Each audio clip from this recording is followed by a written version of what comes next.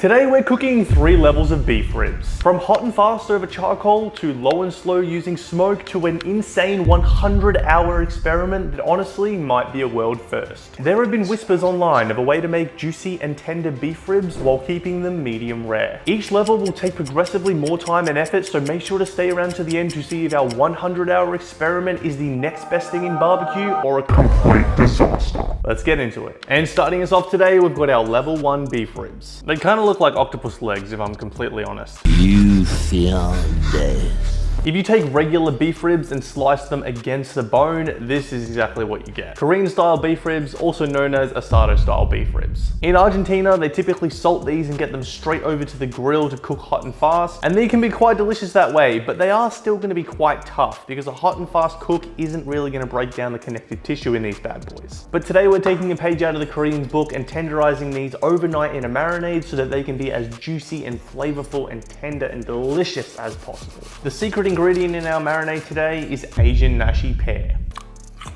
Actually not bad. These pears contain special enzymes like calpain, which break down the muscle fibers and the connective tissues in the meat. You should keep the ribs marinated for at least 2 hours, but for the best results, we're gonna do it overnight. A few moments later. And 24 hours, we're back.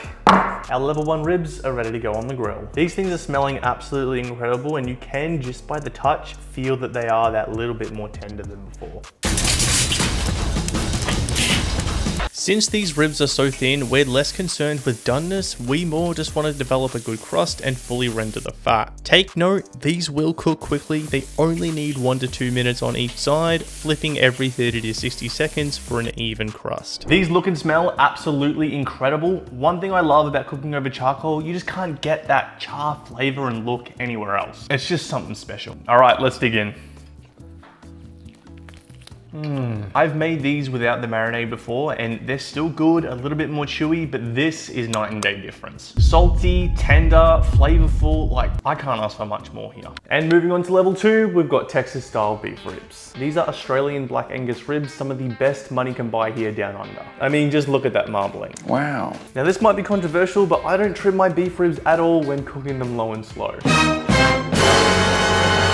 By keeping the fat cap on top, you're providing this protective layer on top of the ribs to make sure that they don't dry out. As for the membrane, I keep that on as well to help the ribs hold together during the cook. Prepping low and slow beef ribs is pretty simple. Start off with a mustard binder. This is optional, but it helps the rub stick to the meat better. From there, you're gonna go on with a pepper heavy rub. Pepper plus heat plus smoke is what gives you bark. Once you've seasoned every single inch of them, get them out onto the smoker at 140 degrees C and let them cook away. Typically, you would want to wrap beef ribs halfway through the cook with some tallow, but since these are such fatty ribs, this isn't necessary. If that's the case and we're leaving them unwrapped, I do like to spray them every 45 to 60 minutes just to be safe and maintain moisture on the outside. At 93°C internal, the ribs should be soft and pillowy. Now it's time to wrap them up for at least 30 minutes with some beef tallow to let them rest before we slice in. A few inches later. And after 10 hours of cooking, we finally have our level 2 beef rib, Texas low and slow style. Although the smoke ring isn't incredible, that gelatinous layer of fat on top was completely rendered, so it's going to be absolutely incredible to just bite into. And you can see, because we've kept that membrane on, the rib is staying on the bone. And the juices flowing from this is just unreal. There's a reason they call it the best bite in barbecue. Let's dig in. This is like my favorite moment of anything ever. There's just something about biting into a beef rib on the bone that's unmatched. As good as this is, and I want to keep eating it, we have 1 level of beef rib to finish off this video. And we're moving into the part of the video where things get a little dicey. There are whispers online of a way to make tender and juicy beef ribs while keeping them medium rare. A multi-day cooking process that most are either too lazy, too inexperienced, or too chicken to try. This dish is going to take over 100 hours to make, so we better get started. As I said before, I would be typically leaving the fat cap on, but because this one is sort of half on, half off already, I'm gonna remove it. I'm sure nobody wants to bite down on a chewy layer of unrendered fat. Brother, And we're being very careful not to get that blade too deep. We only want to remove that fat cap, keeping as much of the meat on there as possible. The cook started like any other smoked beef rib. Mustard binder, SPG all over. Because we're smoking these to medium rare, I set the smoker a little lower than usual to prolong the exposure to smoke, and used a wireless thermometer to ensure we don't overcook overcook the protein. And just like that, an epic 100-hour journey began. 12 seconds later. And 3.5 hours later, we're left with medium rare ribs. Exactly what we ordered. I'm honestly surprised how good these things are looking. After only 3.5 hours, they're actually quite dark, have some decent bark, and